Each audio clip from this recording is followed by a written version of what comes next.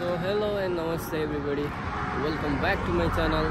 अनि तपाईहरुलाई आजको फेरि एउटा नयाँ भिडियोमा स्वागत गर्न चाहन्छु। सो म चाहिँ अहिले यहाँनेरि आज चाहिँ काम थियो हैन। काम चाहिँ कस्तो भने अस्ति नै मैले इन्टरभ्यु दिएको थिएँ हैन। त्यो इन्टरभ्यु चाहिँ पास गरिसकेर आज चाहिँ थोरै त्यो कामको बारेहरुमा एक्सप्लेन गर्ने हैन। त्यस्तो कुरा थियो। तर त्यहाँनेरि चाहिँ स्टोर म्यानेजर हुनुहुँदो रहेछ अनि त्यही भएर हैन। अनि एकदमै धेरै भएको थियो क्या। म चाहिँ अब त्यो रुममा बस्दा हैन। अनि एकदमै धेरै भएको थियो। त्यही भएर म चाहिँ यता डुल्दै आएको हैन।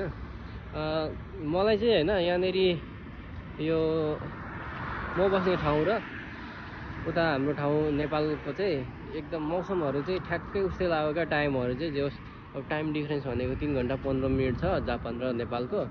अनि जे होस् मौसम चाहिँ ठ्याक्कै के। अब यहाँनेरि आएको छु हैन। अनि यहाँनेरि ठ्याक्क जोतेर अब के छर्ने बेला भएको छ। अनि उपरतिर चाहिँ धानको लागि पानीहरु पनि ट्याक्क भिजाइराखेको थियो क्या। अनि उपरतिर रोपिराखेको हैन। जे होस् अब यहाँ चाहिँ आफैले आफ्नै अब ट्र्याक्टरहरु सबै थोक सुविधा। अनि यहाँनेरि चाहिँ म ठ्याक्क यो स्ट्रबेरीको फार्ममा आइपुगेछु क्या हैन। हिँड्दै आइपुगेको यहाँनेरि आइपुगेछु क्या। जस धेरै पछि निक्लेको हैन। त्यो पनि एक्लै निक्लिराखेको छु। अनि चट्ट साथीभाइहरुलाई कल हाने हैन। दामी भाइब्स आइरहेछ मलाई। सो मेरो घोडागाडी चाहिँ यहाँनेरि छ हैन। यो घोडागाडीलाई चाहिँ मैले अब यो माथि म चढेर यहाँबाट जानुपर्छ हैन। टक्क भ्यूजहरु चाहिँ यस्तो छ। ओके अब म यहाँबाट चट्ट थोरै यो डिस्टेन्समा लाग्छु हैन। तपाईहरु हेर्न सक्नुहुन्छ अनि हेरेर मनोरञ्जन लिन सक्नुहुन्छ। ओके र म आज जानेवाला छु धेरै ठाउँहरुमा। अनि हाम्रो यो आजको यो डिस्कभरीलाई तपाईहरुले मनोरञ्जन लिन सक्नुहुनेछ। So thank you very much.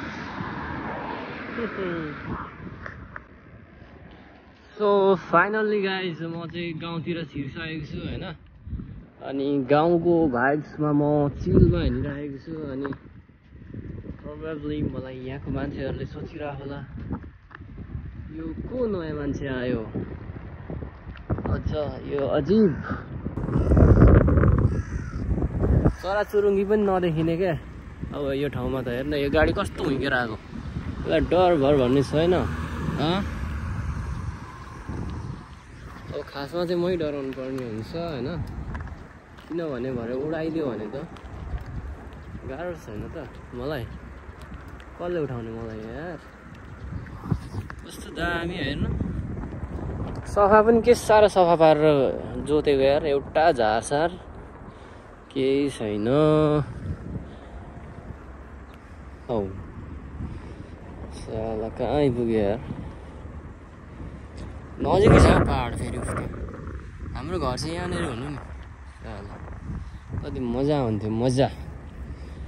जिन्दगीमा अरु के चाहिन्थ्यो र यार। कसको घरमा आइपुग्यो मलाई पक्रियो भने कहाँ जान्छ सदा जङ्गल जानु रहेछ। पानी छ यहाँ।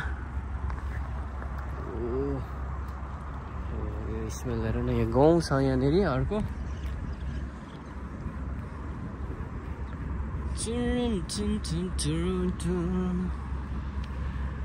सो गाइज देख्न सक्नुहुन्छ तपाईहरु यो जापानको गाउँ हो। र जापानको गाउँमा पनि एकदमै मजासित खेतपातीको यो लहरमा हामी एकदम बिचोबिच। र यहाँ माथि छ यो के पुल आकाशे पुल। यहाँ चाहिँ लामो यो पिलरहरु उठाएर यसरी गाडी चलाइएको छ। जुन तपाईहरुले फ्रीमा हेर्न सक्नुहुनेछ। र हेर्नुहोस् मनोरञ्जन लिनुहोस्। ओ माय गॉड कहाँको चारकुसे झाडीमा आइपुगे यार म हिँड्दै। सो म चाहिँ घुम्दै एकदमै यो गाउँको बीचमा आइपुगे हैन। अनि यहाँनिर चाहिँ देख्न सक्नुहुन्छ के साह्रो सफा राखेको घरहरु पनि। करेसाबारी होइन सागसब्जीहरू दामी गाडीहरू छुट्टा आइएम सरी मैले भिडियो खिचेँ You can see guys यो के हो यहाँ चाहिँ ट्याक्कै थोत्रे फलाम यो थोत्रे फलाम रहेछ यहाँ चाहिँ ओके म आइपुगेँ कहाँ गयो म आइपुगेँ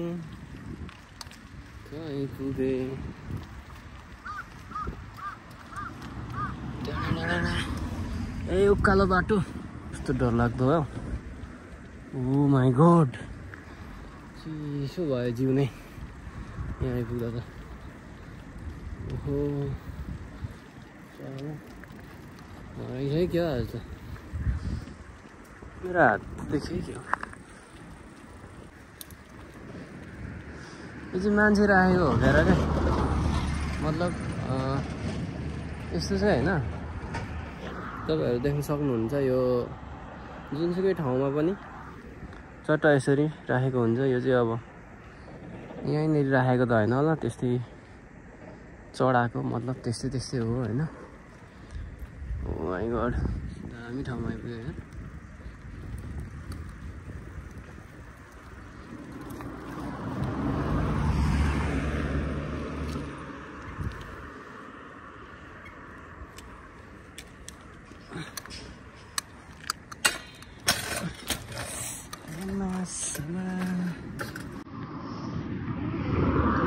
अब कति साह्रो खुट्टामा लाग्यो फेरि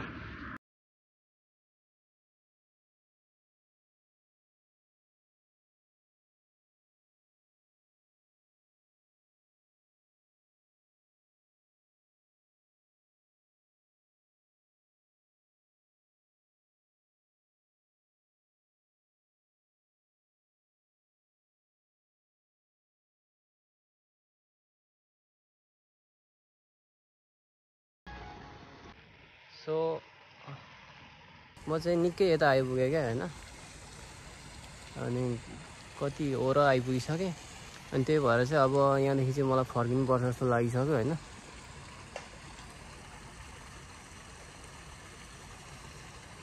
के गर्छ टक तर्साउँछ है के हो बाँसघारी छ होइन यहाँनिर बाँसघारी मान्छे त्यहाँ राखिरहेछ तर्साउँछ जस्तो हुने क्या होइन सो यहाँदेखि चाहिँ निकै जङ्गलमा आइसकेँ जङ्गल भनेको अब यहाँनिर चाहिँ गाउँ नै छ होइन मतलब उतिपट्टि चाहिँ उस्तै छ क्या पहाड सो देख्न सक्नुहुन्छ सो अब यहाँनिर आइपुगिसकेँ नि त म होइन र पनि हेरिदिने हो के छ र जिन्दगीमा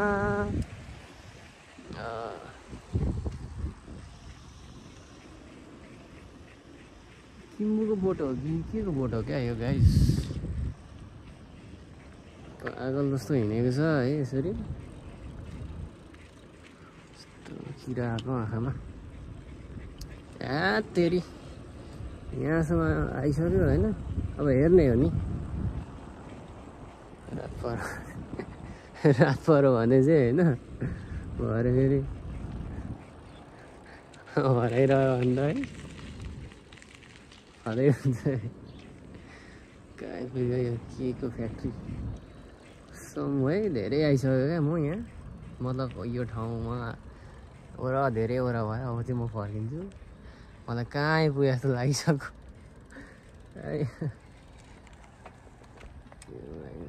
कसम अब म फर्केँ गाइस ल म फर्केँ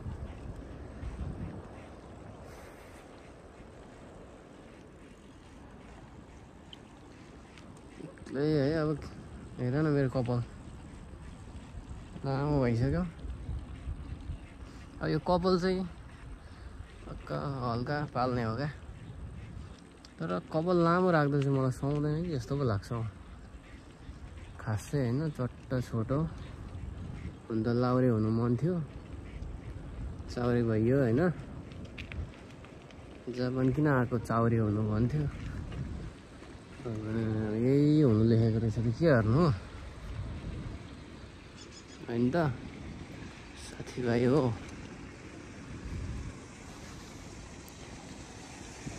सब रमाइलो हुन्छ यार यसरी एक्लै बोल्नु होइन अब कसैको साथै चाहिएन साथीभाइहरूको अरूको त चाहिन्छ नि के गर्नु गाह्रो छ गाडी आयो गाडी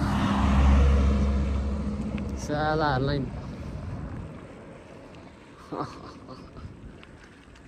के गर्नु नसुनी त थर्काउनु पाइयो नि अलिअलि सो अब चाहिँ म फर्किनेवाला छु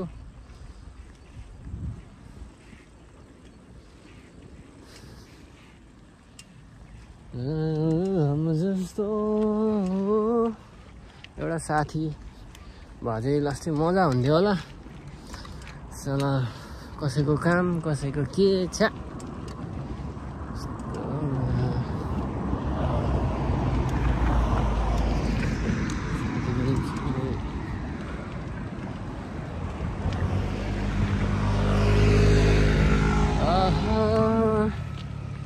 ल अझै म है अल्छी लागिसक्यो होला हेर्दा हेर्दा